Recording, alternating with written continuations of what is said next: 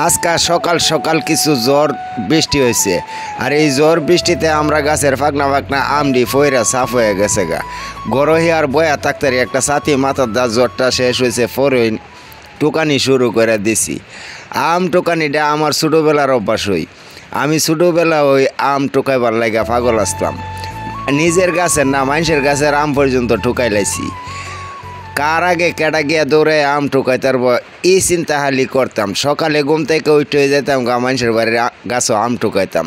নিজের গাছ তো নিজের গাছের আম ওই টুকাইতারি না ঠিক মতো, মানুষের লয়া জাগা।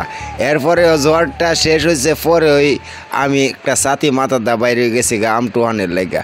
মোটামুটি মেলাডি আম ফইরা গেছে গা। যাই হোক, এমনভাবে যারা আম টুয়াইছেন ছোটোবেলা একটু কমেন্ট করে জানাইন। বিশেষ করে যারা প্রবাসে আছেন তারা এই দিনটারে খুব মিস করেন। আসলে এই সময়টাতে আমি শৈশবে ফিরে গেছিলাম। শৈশবের কথা অনেকটাই মনে পড়ে গেছিল গা যখন আমডি টুকাইছিলাম। অহন বয়স হয়ে গেছে গা, ছোটোবেলার কথা মনে পড়লে মনটা বেকুল হয়ে জাগা। আম কইলাম অনেকটি পায়া লাইছি। আসলে এই বৃষ্টির দিনে জ্বরের দিনে আম কুড়াতে যে কতটা সুখ, যারা এভাবে আম কুড়াইছেন তারা এই কইতারেন। আসলে অনেকটা সুখ, অনেকটা মিস করি দিনগুলারে। আহারে কই গেল রে দিন।